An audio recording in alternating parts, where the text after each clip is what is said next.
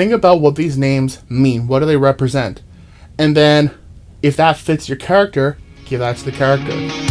I'm on a journey to create the greatest movie experience in the world.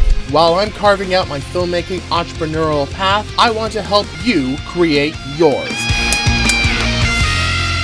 Let's make some movies. Hello everyone, James Martin here. I'm here to help filmmakers to succeed in their career and to make better movies. Today, it's all about how to create better names for your stories and for your movies. Names can be very, very tricky because a lot of the times you can just try and come up with a name and it doesn't fit. It doesn't feel right. And trust me, I know all about this. And so that's why I've come up with several different tips that can help you improve how to choose the right name for your characters. Alright, and keep in mind, when I give you these suggestions, these are for more everyday movies, whether they're in today or in 10 years from now, or if it's not only in the Western civilization, but in other continents of the world. So this is not a video regarding fantasy or sci-fi or even very old, time periods. If you want any advice on that, please let me know down in the comments. This is more of if you have a movie that's taking place nowadays. It's more present time, or maybe even in the future a little bit. So, let's get started. So, tip number one, we have to look at what is your character like. Yes, I know it can be a pain in the butt when I keep saying to you, you gotta figure out these characters, but really it does help. And here's an extra suggestion.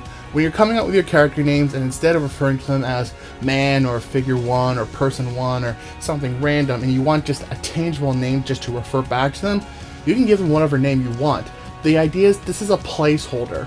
Placeholders are fine, but just keep in mind that the purpose of a placeholder is just so you have something that you can reference with the intention that you're going to change the name later on. And keep in mind, changes go through drafts just like your script. Alright, so chances are if you choose a name for your character now, you might end up changing it later on. And that's totally fine. It just means that you're getting better and better and you're getting more acquainted with your character and really developing who that character is. What's their personality like? What are their traits like? What's their background? What's their theme? What's their style? What's their journey? Because a name can actually reflect that part of them, right? Maybe you want your character to seem kind of big and mean. Well, you can choose a name specifically for that. Or maybe your character is a nerd, right? Like, it's very popular to have Bob, Steve, Joe. These are more meant for like nerdy characters. Figure out what your character is first. The second thing that's extremely important to figure out is what's the culture. Now, again, if you're in the Western civilization, like maybe you're in Canada, the United States, chances are that the character names aren't really going to play much of an issue. However, if you're on other places on the globe, then you got to keep in mind, what are those characters like? Alright? And keep in mind that other cultures don't think the same way we do when it comes to names. Right? I'll give you an example. If you have a character that's set in Asia and they're Chinese, I know for a fact, because I've studied Chinese, their names are actually backwards. So for us, we might have a first name and a last name, right? James Martin, right? Or John Smith. In China, it's reversed. So my name would technically be Martin James, right?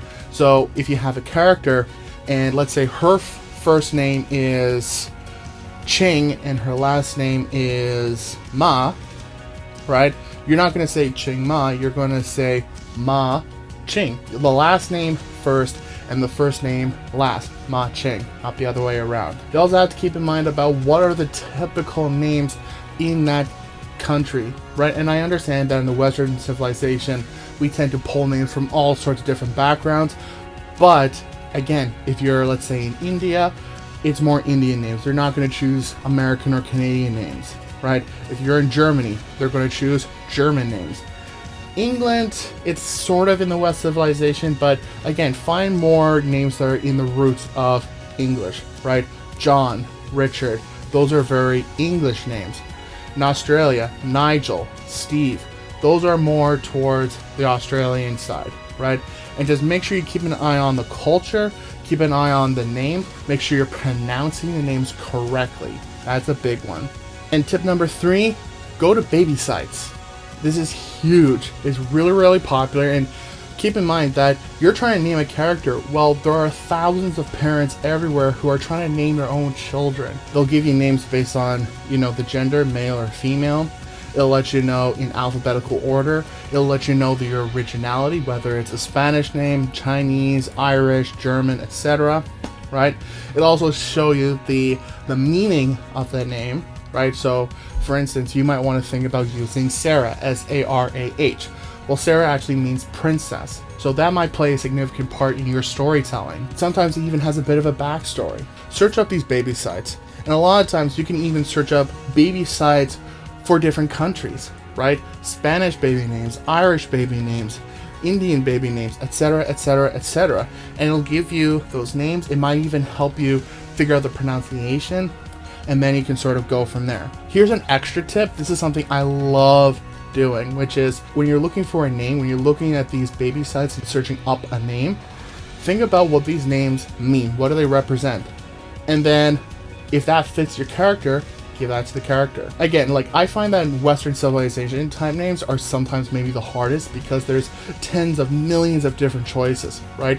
In other areas, it's a little more specific, and so it can narrow down the search a lot more. But search up what does the baby names actually mean.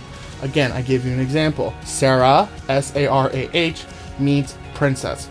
So maybe you're going to give that to a woman that has maybe a higher stature, right, from a high-class family. Or maybe you want to give it to a female lead who's meant to become sort of treated well, right? So there's all sorts of different ways you can play around with this. But I love searching up names and finding their meaning and then attaching that to a character. It also adds a little bit of depth and just something fun later on. Alright, that's it. I hope this video helped you out, and if it did, please smash that like button and share this to other filmmakers so that they benefit from this as well.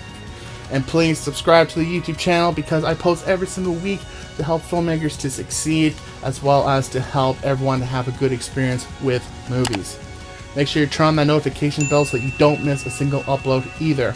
And until next time, I wish you the best of luck with your movie making, and I will see you next time.